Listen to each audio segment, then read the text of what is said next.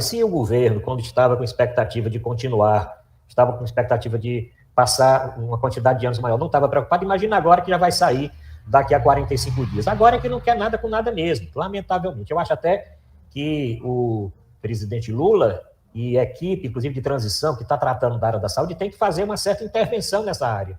Tem que chamar o pessoal da saúde e dizer, olha, nós não podemos passar 45 dias sem ações concretas contra a pandemia. Nós não podemos passar 45 dias. Nós estamos vendo um crescimento, eu digo até para você, assustador do número de casos, do número de exames realizados em farmácias, exames realizados nas clínicas, no laboratório, no SUS, em todos os estados. Não tem um estado que esteja mais, o estado que apresenta o maior, porque está testando mais. Porque uma das coisas também que aconteceu de desmobilização é que os estados e muitos municípios deixaram de fazer os testes.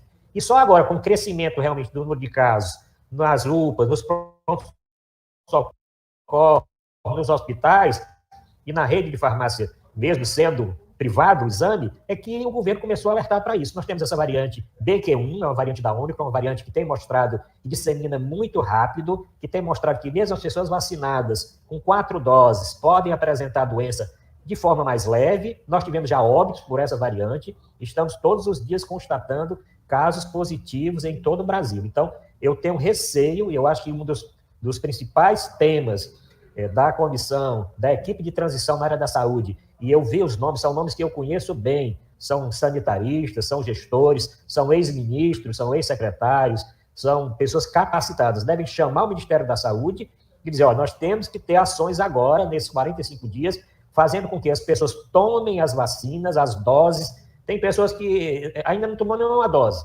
Tem gente que tomou uma dose, não tomou a segunda. Tem que tomar a segunda, não tomou o reforço, não tomou o primeiro. Não tomou a quarta dose. Tem que tomar a quarta dose, tem que incentivar todos. E já tem que começar um esquema para a quinta dose. Quinta dose é outra coisa. Não ter vacina para as crianças, já foi aprovada a vacina para crianças acima de 6 meses. Como é que não vai vacinar as crianças? As crianças estão super expostas a essa variante, como a outras variantes que venham a contaminar, venham chegar no Brasil e disseminar de forma mais rápida. Então, eu tenho realmente essa preocupação. Além da preocupação da reconstrução do Ministério da Saúde, eu lembro que eu participei com você de um programa especial tratando da saúde, ainda na campanha política, ainda no primeiro turno. Nós passamos 1 hora conversando sobre isso. Imagina como é que não está agora. Não está agora. O governo não está fazendo nada, não vai fazer nada. O presidente está desaparecido, nós estamos sem presidente. O presidente eleito é que está fazendo as vezes de presidente, né? Ninguém sabe nem como é que está a saúde do presidente, diz que é erisipela, nunca vi erisipela causando. Aqui no Ceará, erisipela não impede nem o cara jogar futebol. Tem jogador de futebol com erisipela jogando futebol, mas eu disse que o Bolsonaro não pode porque está com erisipela. Não, erisipela não, ele está realmente ficou chateado, ficou deprimido, porque ele pensava que todo o esquema que ele traçou, né, com relação aos benefícios na véspera da campanha, e todo o esquema, todo o dinheiro utilizado de fake news, gabinete do ódio, isso fosse fazer com que ele vencesse a eleição. Então, é um problema psicológico, psiquiátrico. Nós já sabíamos que ele tinha problema, né, e agora, com uma situação dessa, ficou agravado o problema dele. Mas, independente disso, eu acho que a comissão tem que tratar já de reestruturar o Ministério da Saúde, principalmente porque a vigilância foi desestruturada, a parte de vacina foi desestruturada, a parte da atenção básica foi desestruturada, a parte de educação e saúde, tudo foi desestruturado. E aí, infelizmente, tem inclusive uma cearense que foi responsável por isso. Ainda bem que ela não foi eleita deputada, né, porque o Ceará deu um exemplo, está indo para o Brasil, porque a capitã Cloroquina tinha certeza que ia ser eleita, não foi eleita deputada federal, né? E ela foi uma das responsáveis por essa destruturação muito da saúde, principalmente na época do Pazuello, nem tanto agora com o Queiroga, porque o Queiroga era médico, entendia alguma coisa, ela ficou um pouquinho de lado. Mas na época do Pazuello, ela dava as cartas, que o Pazuello não entendia de nada, como não entende até hoje, né? Então, infelizmente, eu acho que a comissão vai ter dois papéis importantes. Acho até que essa comissão podia ter subdivisão. Eu até estou tendo a oportunidade de falar no seu programa. Eu acho que o Geraldo Alckmin e o governo tem que fazer 2 coisas com relação à saúde. Primeiro, coisas emergenciais que têm que ser tomadas agora. Então, isso tem que ser uma comissão para fazer esse trabalho agora. O outro é uma comissão de transição desse ministério para o próximo ministério de reestruturação da saúde e do Ministério da Saúde. Mas nós não podemos esperar, não podemos ficar só nessa parte de reestruturação esperando que passe 45 dias. Nós temos que ter essa medida agora. Eu acho até que o presidente Lula deve incorporar no seu discurso, por onde andar, esse tema de vacinação, eu já ouvi ele falar, esse tema da Covid, de uma forma geral de prevenção.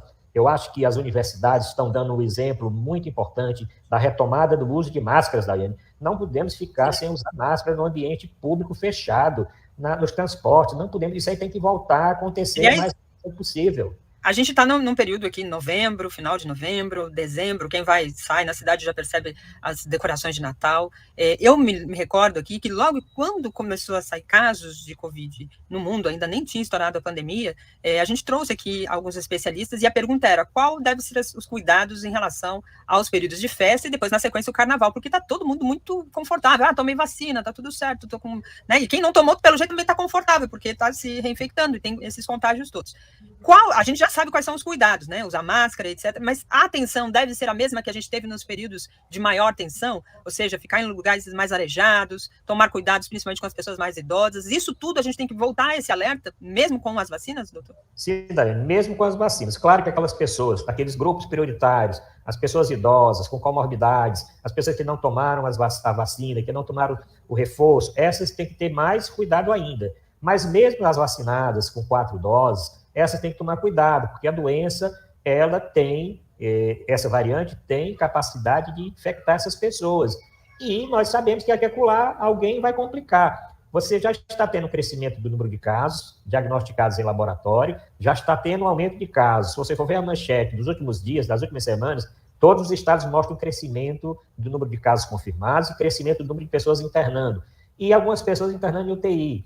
Então, é uma gradação. Primeiro você tem os casos são confirmados no laboratório, alguns pacientes vão ser hospitalizados e outros vão para a UTI e outros vão falecer. A sequência é essa. Então, uso de máscara em lugar fechado. Nós temos agora 2 coisas para esse final de ano que preocupam bastante, que é a Copa do Mundo, que as famílias se reúnem e tem gritaria, e tem gol, e tem bebida, e tem tudo, não é isso? Então, a pandemia é uma coisa. O outro é o final de ano, que normalmente já tem as festas de Réveillon, de Natal. Então, deve existir essa preocupação.